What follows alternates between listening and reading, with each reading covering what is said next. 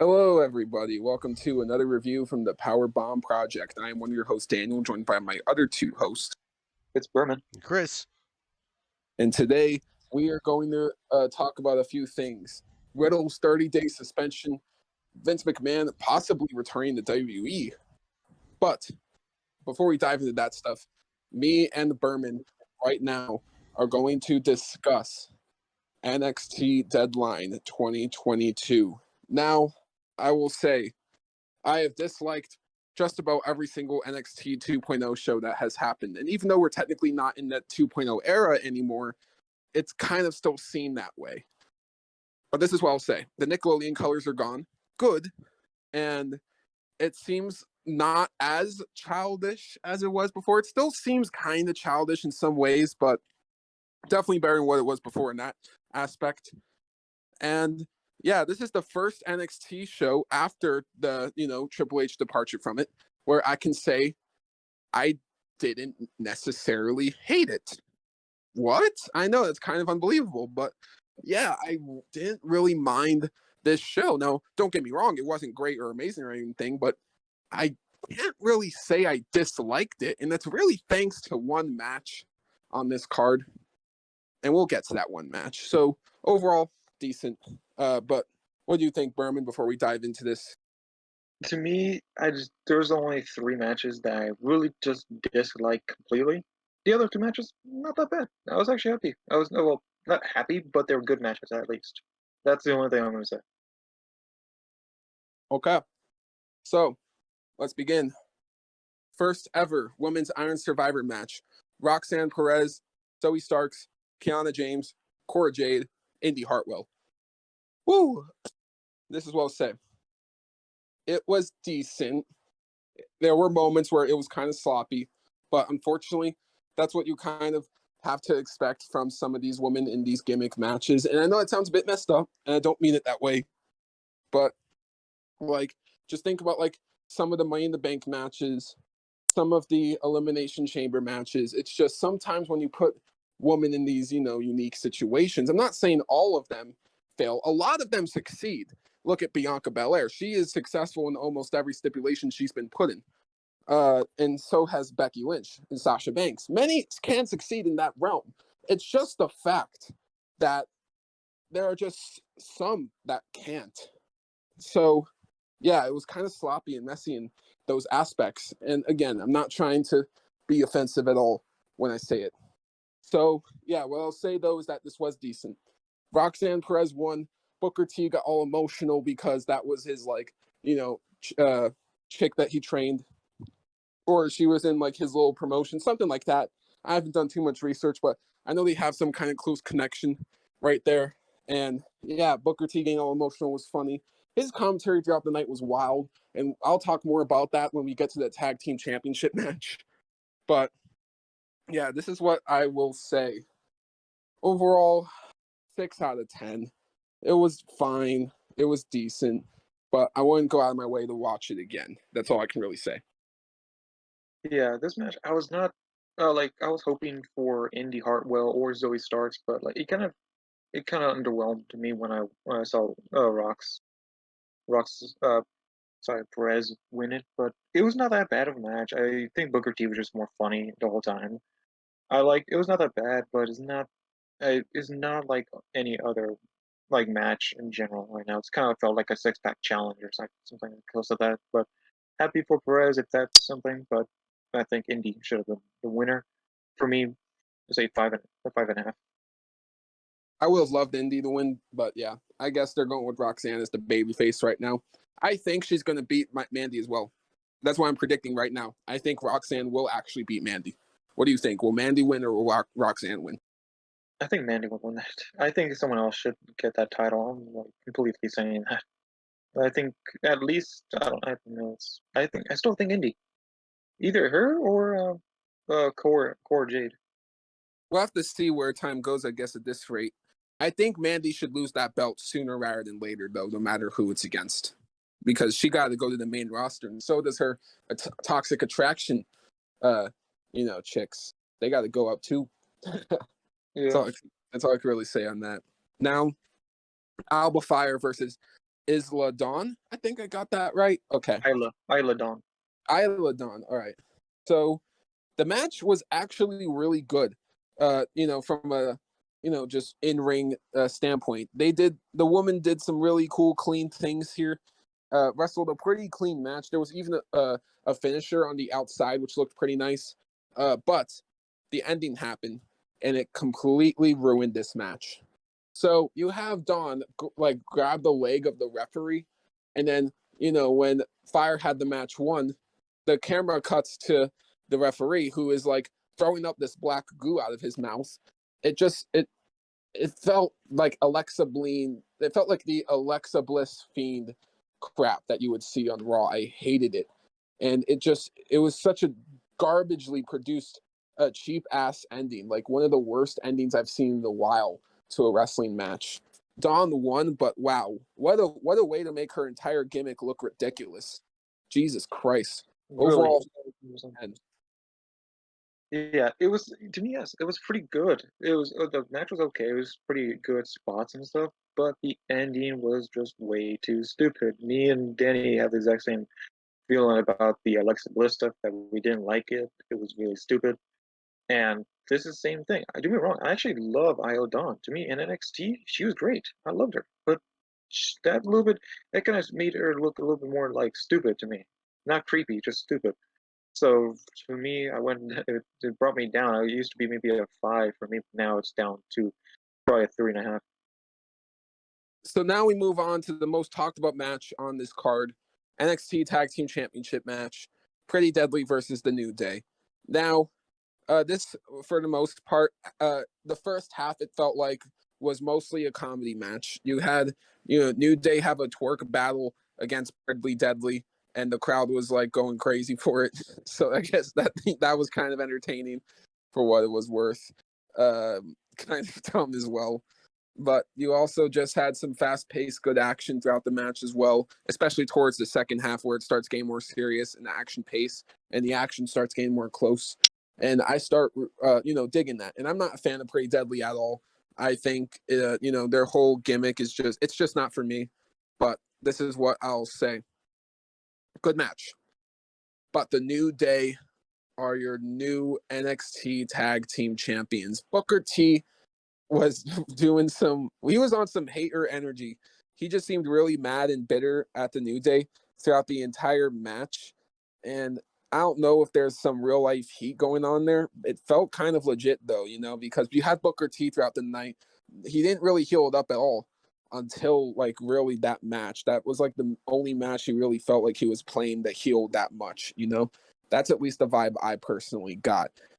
Nothing against Booker right there. He's a legend. I don't agree with all of his takes, but I still respect the man for who he is. So, yeah. As for New Day winning the titles, I like it, and I'm gonna explain why. I don't like it whenever you have main roster people win the NXT championships. Like for example, Charlotte Flair winning the NXT championship in 2020 when she has already been on the main roster for over 4 years at that point, has won multiple women's championships by that point. It just makes zero sense for Charlotte to win that title. Dolph Ziggler, over 15 years in the business, and for some reason he goes down to NXT to win the title. And we're doing it again here with New Day.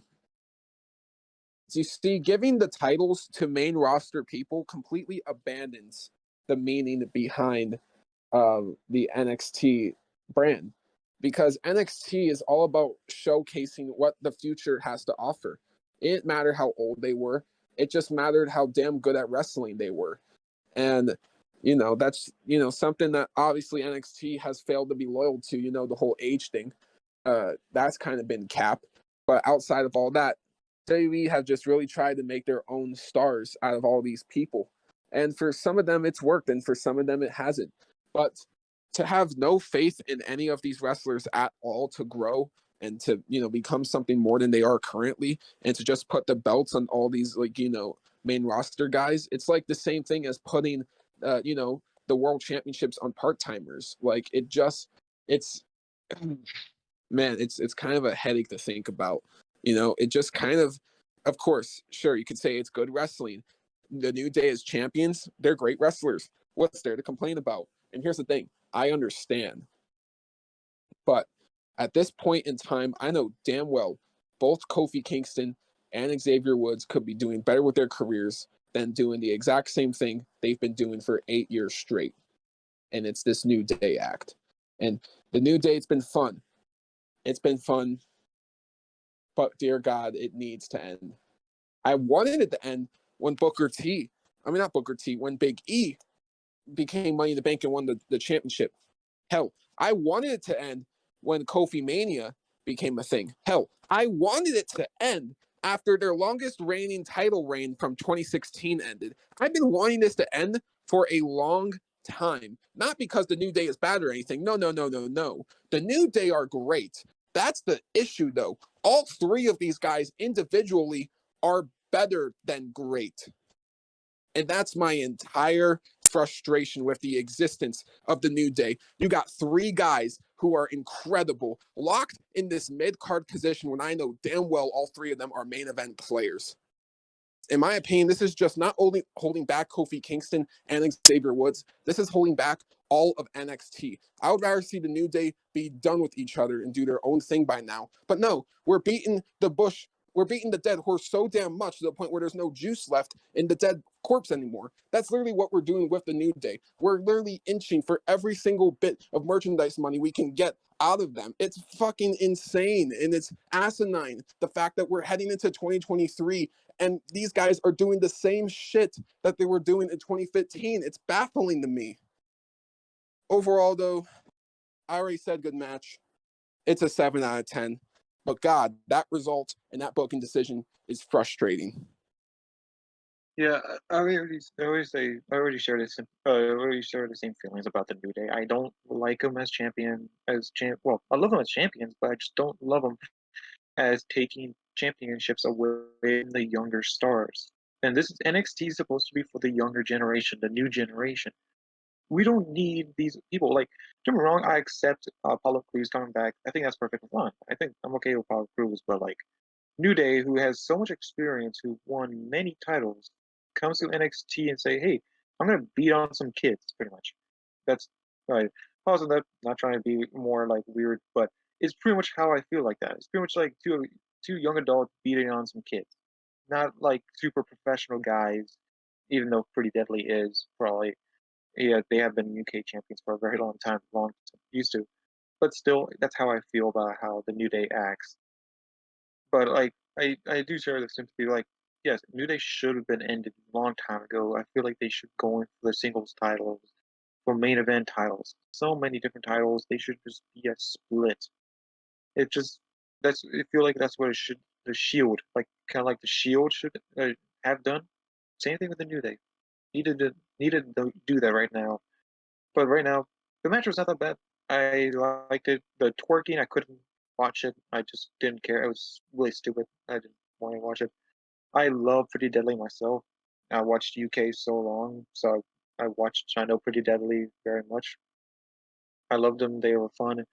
Their gimmick in NXT UK was a lot better than the NXT in NXT right now. So I think that's how why you like it. You don't like them, but it's perfectly fine. I The match was not bad, but the New Day winning kind of took it down a lot. So I'd take it to a 6. Okay. Now we move on to the match of the night. First ever men's Iron Survivor match: Carmelo Hayes versus Joe Gacy versus Grayson Waller versus Axiom versus J.D. McDonough. Now, I thought this was outstanding. You had all five of these guys go off. Joe Gacy has shown a lot of in-ring improvement through this match compared to what I've seen from him throughout the year. He's improved a lot, and this match showcases that. And I could say the same about Grayson Waller. And even though A-Kid being a luchador is kind of weird, I will say Axiom overall is a cool act and a cool character, and I could easily see people buying into that overall. Like, I could see that succeeding. So I'm not necessarily mad at the whole Axiom thing. And, you know, the fact that this match, you know, utilized the little penalty box, unlike the women's match, was actually really cool. And Grayson Waller coming in and getting two, you know, straight pins right out the gate really, like, you know, was a surprising moment, but it gave him the advantage, you know, throughout the majority of the match. And that was a really cool thing to see, you know, and it kind of, there were a lot more pinfalls in this match than the women's match, which gave this match a faster pace and a more of an intense feeling. And yeah, Carmelo Hayes performs his ass off like usual. He's easily NXT's best wrestler of 2022. I don't even know what else can be said on top of that. No one else comes close to him when it comes to just how good and consistent you are in terms of an NXT wrestler. You know, that wrestler is Carmelo Hayes. Grayson Waller gets the win, though. I feel like Carmelo versus Braun is the match we should be heading into, with Carmelo getting that win. Or they're probably going to do something else. And this is what I think. Grayson Waller, he's going to be facing Braun Breaker. And to tell you the truth, I don't think Grayson's taking that title. I think they're saving that title for Dijak on Mania weekend. I think that's the direction they're going in. I think Dijak is going to beat Braun for the NXT title on Mania weekend. So don't expect Grayson to beat Braun. And if Carmelo gets a title shot as well, he'll fall as well. I think it's all going to Dijak. But yeah, I think Braun's reign ends at Mania weekend. I think we get a few more months of Braun, and that's pretty much it. But yeah, outside of that, though, Grayson gets the win. Fantastic. There was maybe one or two tiny botches that's stopping me from giving this a perfect score, but it was still outstanding. I'm giving it 9.5. One of the best matches NXT has produced this year. Yeah, I think it was good. I loved the match. It was great. They did a good job. I'm still weird about Axiom. I don't like him as a luchador. Just really don't. The A-Kid's so much better. But I don't give any crap. I think they did a great job. Everyone just showed their asses off. JD McDonough was great. Joe Gacy was great too. This match was great. I would have wanted Jordan Devlin to win because I love him more. I love him probably more than anyone on the roster right now. So except the Ilya Dragunov, but right now he's not. But this was even if great. I like the Grayson Waller coming in with two pins, and then just after he got the last pin, just started running, just started running until the time expired. It was funny. I definitely don't think he's gonna win against Braun Breaker, but I would talk a lot more about Braun Breaker and my personal opinion on him. So even if this match was great, definitely a 9 for me. All right. Now we move on to the main event. Braun Breaker versus Apollo Crews for the NXT Championship. It was a good match, but I got to rant a little bit more. Apollo Crews has a really stupid gimmick. And, you know, I guess you have him transform, you know, characters or personalities in his head. Like, I guess he has some split personality disorder thing going on. It's just, but the way it's done just looks ridiculous. It just all feels very dumb.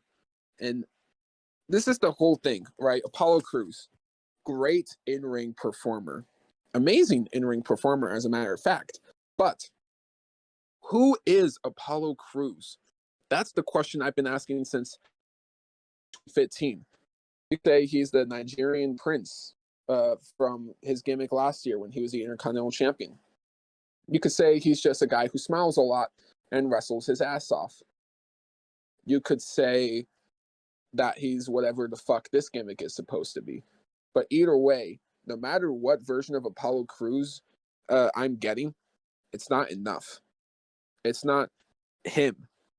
The Nigerian prince, that's not the real him. This character, that's not the real him. I know for some people, being the real you isn't really like the best way to go about it, but at this point, I feel like that's a better approach for Apollo Crews than anything else. Finding something relatable about Apollo Crews, because there is nothing to dive into when it comes to him as a character. And that's the issue that he's had for the entirety of his career. So, yeah, he even had a good match here. Braun has been a dominant champion. He's basically been the NXT champion for the entirety of 2022, with the exception of 1 month where Dolph Ziggler beat him. But yeah, that was only for like a month because he beat Dolph Ziggler and took the belt back on the Raw after Mania. Strange booking. But yeah, overall, he has been dominant. He's beaten guys like JD, Joe Gacy. He's beaten Ilya Dragunov, Tyler Bate, Apollo Crews, and Von Wagner. Many guys on the roster. He's looking dominant as hell, and now he's about to walk into this next match with Grayson Waller. Now, Braun versus Grayson, I think, will be a solid match, but I don't think it'll be anything incredible. Maybe they'll surprise me. Maybe I'll look like a fool. I would love for that to happen.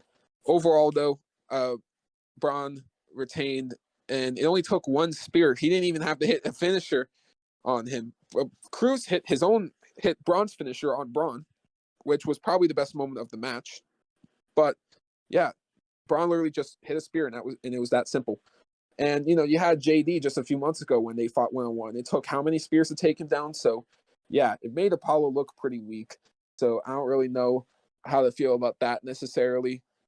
But yeah, I already said the rating. I think 7 out of 10. And yeah, overall the show for me is a 6.5 out of 10. Decent. It wasn't a giant waste of my time, but it doesn't make me want to go watch NXT on a weekly basis. Yeah. All right, here goes my rant now. I don't like Braun Breaker whatsoever. I hate him. I don't feel like he's a good champion. I don't believe him as a champion. That's all I say to me. I don't see him as a good champion. He's not as good as Finn Balor, Adam Cole, any of the previous NXT champions. He's a poser. I'm completely honest. I don't like him. He's pretty much to me NXT's version of Jade Cargill. It's pretty much like that. Anytime you see him in a match, you say, "All right, he's gonna win." He does win. Doesn't matter. It's boring. He has no originality. There's no match. There's no. He doesn't. I don't. This match, I didn't see anything new from him. No new moves. The same moves that he does every time. There's like his spears. Don't get me wrong. His spear's not that bad, but sucks still. And don't get me started on the spear. One spear taken out of Apollo Crews. That's bullshit to me. I think that's bullshit to me. They don't believe that crap. They just made Apollo Crews look like a jobber. It's just stupid that they did that. I hate Brum Breaker. I want him just to get the hell out of NXT and just if he gets out of NXT, I might go back into NXT. I have no idea, but right now, Brum Breaker, and I don't even believe any of the other fights that he had been. There's a few matches, but 3 matches I don't accept him as a victor. Tommaso Ciampa's, the Ilya Dragunov, and Jordan Devlin are the 3 I don't believe him to. I don't believe he and him. They are more dominant than him. What's completely, and to me it just pisses me off every time I watch. And I always believe, hey, maybe there's a possibility of Braun Breaker losing. No, no, no. It's just never ending. And to me, I can't stop rambling. I can't. I hate Braun Breaker. He's just so lame, so dumb, boring. Just a Jade Cargill ripoff, pretty much. Well, even if Jade Cargill really sucks too. So pretty much they're the same. They're the same. So right now, I don't like the match was okay, but not. I just hate Braun Breaker in general. So any match Braun Breaker has, I'm gonna hate, and even though. So I'm gonna stop rambling right now. So I'm gonna give this a 4 because I hate Braun Breaker, and that's all I'm gonna say.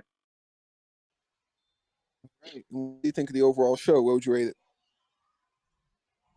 5.5. Okay. So that was our NXT Deadline 2022 review. Please stick around on this video.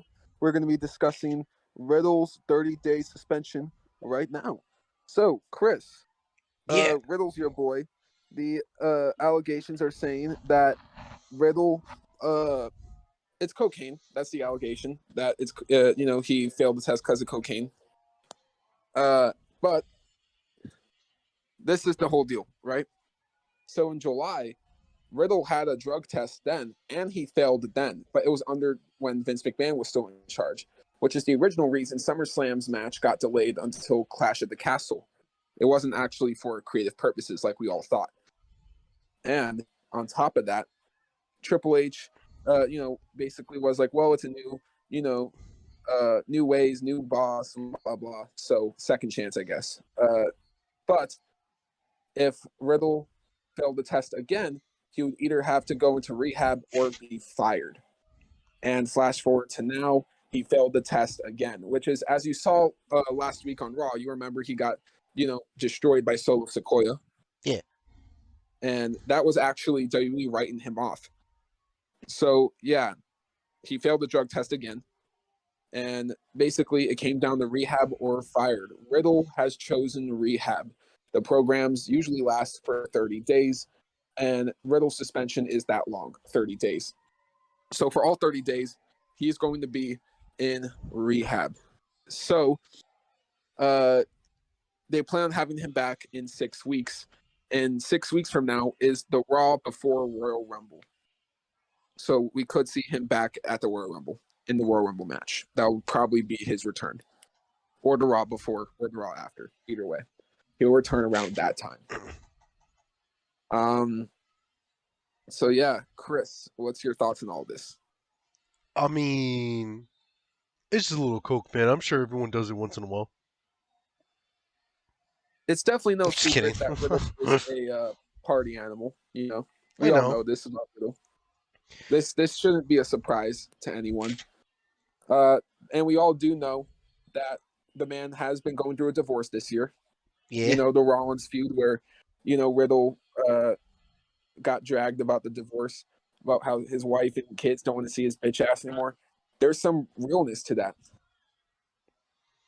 Yeah, but So I understand why they're saying the rehab just in case this like furthers down in all seriousness to like something more serious. Like hope to God it's just like the party drugs. But it could become a problem. We wouldn't want like another well, I'm not gonna disrespect him, but a Jeff Hardy situation where it gets to the point where he's like starting to like walk off matches and stuff like that. It's just for his own protection, the interest of the company. Because he's more catered towards children, dude, and you can't really have that as an example because that's pretty bad on both parties. So I think it's the right decision. So hopefully he does the rehab and everything goes well. yeah, he's taking rehab. Yeah, hopefully it works. Yeah, I just hope the guy's okay. And here's the thing, y'all. Right? We all, as individuals, have our vices. For some, it's alcohol. For some, it's porn. For some, it's video games. For some, it's television. For some, it's the gym. It could be positive or negative. Everyone has vices. So when you narrowed it down, some of these vices are used, to cope. And that's the thing. Instead of attacking these people and attacking, Riddle for doing drugs, I don't think that's what we should do. I think this is the thing. Taking those kind of drugs like cocaine, getting addicted to that sort of stuff, that doesn't make you a bad person, but it's what you do under that influence that makes you a bad person. And when you have millions and millions of people looking up to you, you can't really have that kind of stuff be around your image whatsoever, around your legacy whatsoever. So, yeah, that's really all I could say on it. I support, or I don't support Riddle taking cocaine, but I support him, going to rehab and trying to better his health, and hopefully he succeeds in that. So I'm not going to attack him for taking cocaine, because who am I, a 20-something-year-old degenerate, talking on this YouTube channel to insult him. I'm not going to. We all have our things. Yeah, we're just voicing our opinions, so talk we don't talk any ill to people except Ron Breaker. But Oh, so but I think I think it's okay for him. Well, I'm not condoning anything with cocaine, but I feel like it's a coping mechanism. Everyone has a coping mechanism. Right now, you can probably the greatest example right now is vape. Vape is the biggest example because everyone vapes to get out of stress or to feel better. That's what pretty much is what Matt Riddle is doing right now, is doing this just to take away his stress and take away all the pressures in life. And it makes sense, but still, I'm hoping that he gets better. And I'm hoping that he feels not reliant on cocaine. And I feel like I'm hoping that he gets over this and becomes a way better man, and he gets better. So I'm hoping a quick recovery for Matt Riddle, and I'm hoping you're doing good if you ever listen to this. Yeah, they say coke hell of a drug. That's not just a saying; it's a fact. Yeah. So, yeah. Any final thoughts on that, Chris? No, that's really it, Chief. Yeah. Well, see him back soon. Now these Vince McMahon allegations. So, reports came out from Wall Street Journal. Vince McMahon wants to come back to the WWE. He wants his baby back. Well, this is what we have to say about it. He, sorry, I'm losing my train of thought here. Cut it. No. Oh.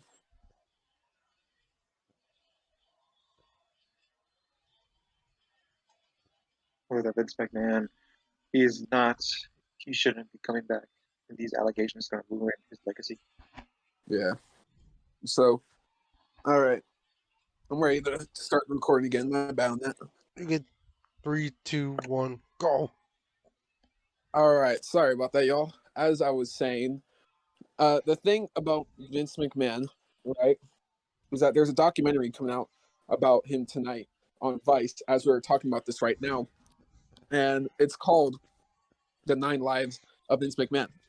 And it's probably not going to be painting Vince McMahon as a saint, if you guys know what I'm talking about. So there's that. But he wants to come back, and he believes that him stepping down in the first place was considered to be bad advice.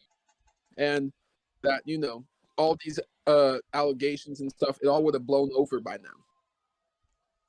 So I'll say more on that in a minute, but I'm just going to get through everything here. The thing is, Vince McMahon still holds majority sharehold.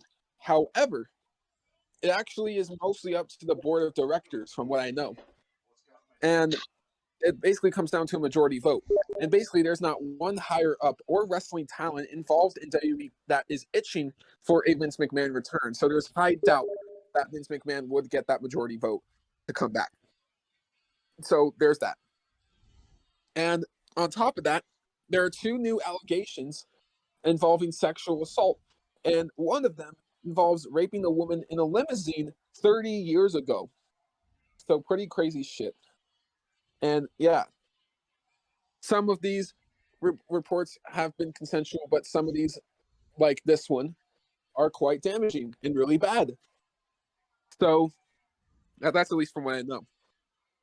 Overall, though, Vince McMahon, he is too rich to get caught up in prison. That's just the sad truth about it. But this is what else I'll say.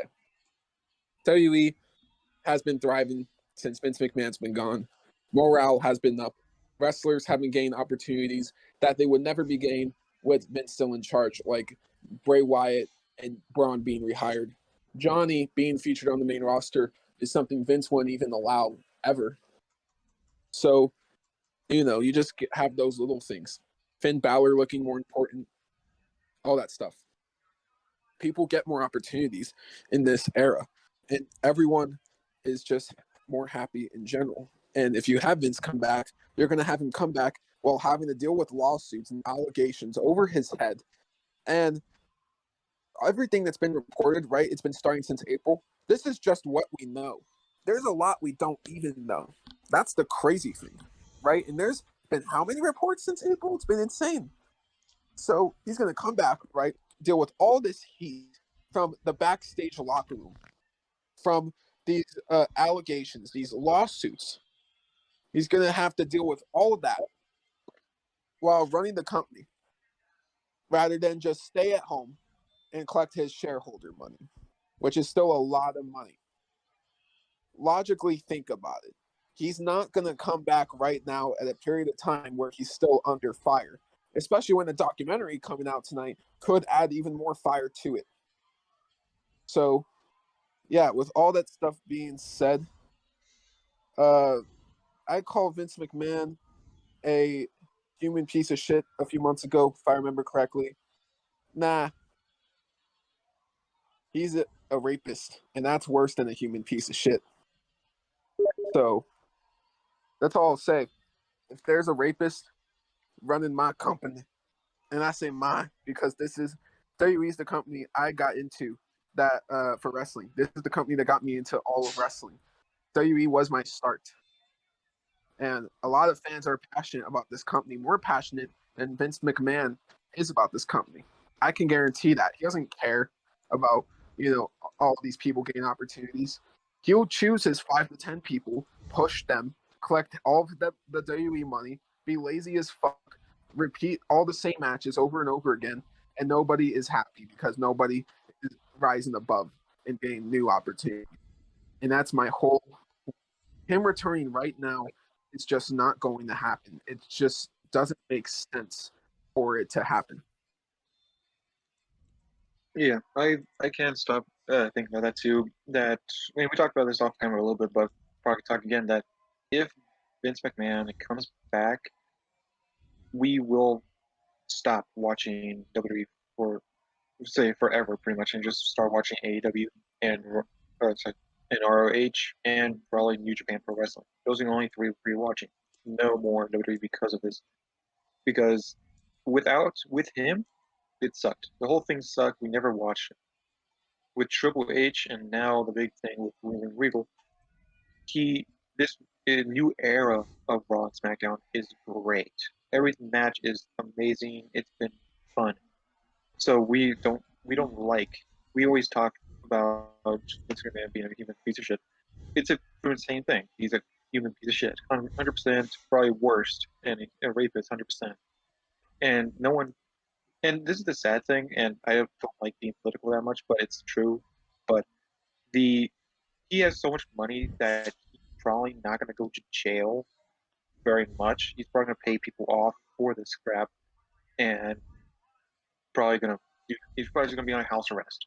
But still, it's still bad to pretty much ruin his legacy with his daughter. Pretty much his daughter getting involved with this because that's is Stephanie McMahon. So it's going to involve with Shane McMahon too. So it's ruined all the McMahon legacy with this allegations, and he should be really 100% ashamed of himself for doing this crap. And that's all I have to say about this. Yeah, same here. It's kind of disturbing. It's disgusting, but rather not, it'd be dumb to basically take away Hunter's work of what he's done for Raw at this point. Because I couldn't care less back then, but since he took over, the quality of the show itself has improved quite a bit. But I don't know, man. If the rumors are true and he comes back, I'm just done. I got other stuff to watch. It's fine. Don't come Yeah. back, please. Yeah, I care about this company. I will want him to come back. But you guys remember how, like, the last month he was around, he kept coming out the show and saying, then, now, forever, together. That was his way of coming onto the big stage, right? In front of all these fans, cheering and screaming his name. And think about it. That's his way of telling all of his victims, no matter what, no matter how many reports come out, I am still going to win in the end. And him retiring, I'm gonna tell you the truth. When it was first announced, I didn't buy it. But after a few weeks, I finally did because I was noticing the difference in quality of the shows. And I got to care about this company again. But overall, I hope Vince does not return. At least not now. Honestly, not ever. But if it would happen heading into Mania 39, that would be such a huge blow to what could be a great WrestleMania. So that's really all I have to say on that. Anything else you guys have to say? No. Nope. Well, yeah, it's all quite disturbing. Vince McMahon You're never gonna watch this, but if you did, fuck you. That's all I have to say. Thank you all so much for watching. I've been Daniel, I've been Berman. and we'll see you all in the next one. Take it easy.